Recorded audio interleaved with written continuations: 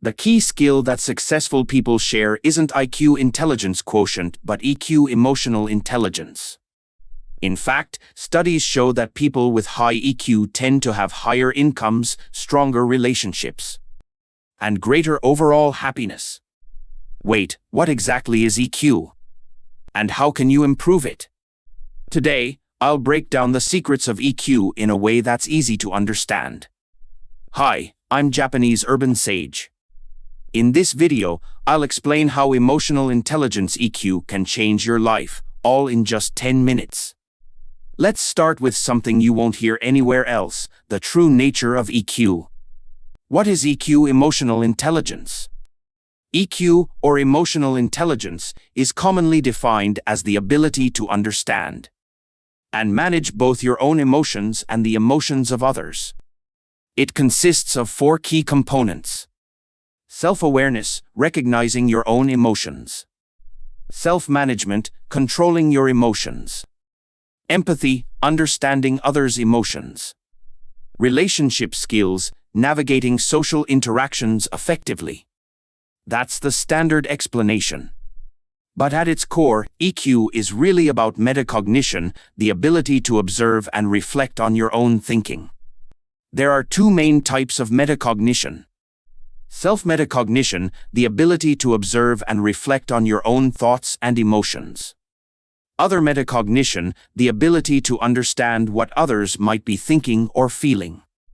For example, self-metacognition helps you recognize when you're experiencing emotions like frustration or anxiety.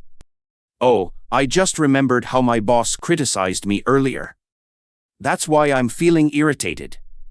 By noticing your emotions, you can regulate them instead of letting them control you. On the other hand, other-metacognition helps you understand what's going on in someone else's mind. This person seems nervous. They must be feeling uncertain about something. With this skill, you can build stronger, more thoughtful relationships by responding to others with empathy. So essentially, EQ is the ability to engage in self-metacognition and other-metacognition. But since metacognition is a complex term, the more practical and widely accepted concept of EQ was created. At its core, EQ is really just about understanding yourself and others on a deeper level. Life is a metacognition game. When you develop self-metacognition, you gain control over your own thoughts and emotions. Wait a second. I'm feeling discouraged because of the way I interpreted that situation. Let me change my perspective. The more control you have over your own mind, the more easily you can succeed in relationships, work, money, and life in general. Similarly, when you develop other-metacognition, you gain insight into how others think and feel. I see. This person is feeling defensive because they're anxious. Let me say something that reassures them. When you understand people on this level, you naturally become more effective in communication, business, and personal relationships. This is why developing EQ makes life easier. At the end of the day, life is a metacognition game. The real secret to success? Mastering the ability to observe and control your own thoughts and emotions. Now, let's dive into how to train and improve your EQ. How to improve your EQ training methods.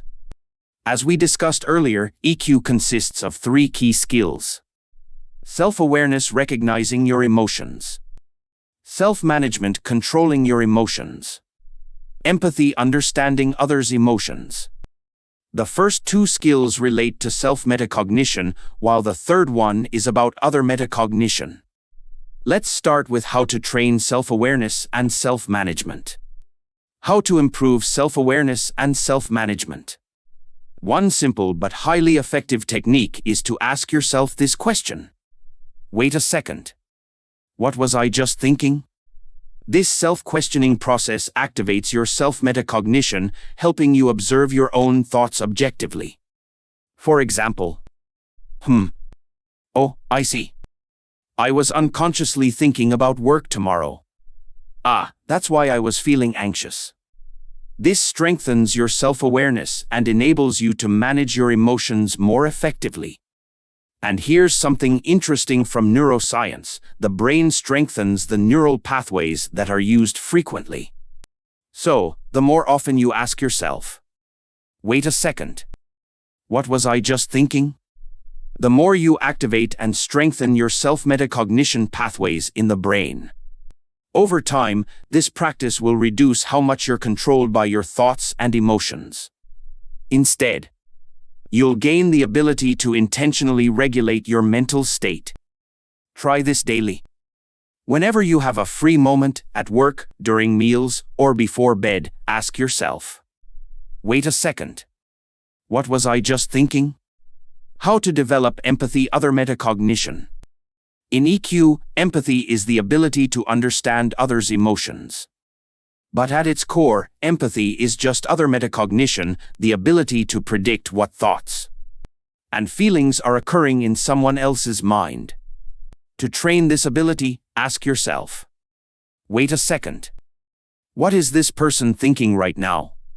This question strengthens the neural pathways related to empathy, making it easier to read people's emotions accurately. 2 key principles for developing empathy.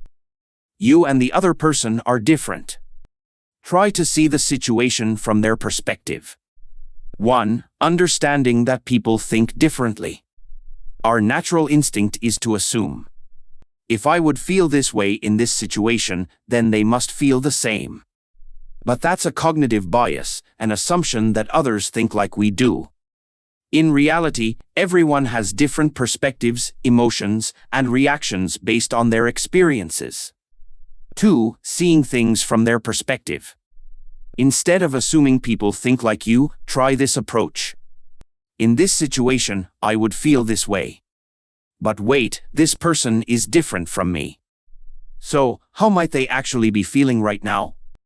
By doing this, you improve your ability to predict other people's thoughts and emotions accurately. This is the skill that high EQ people naturally develop, which is why they are often described as someone who understands others well, a great communicator, easy to talk to.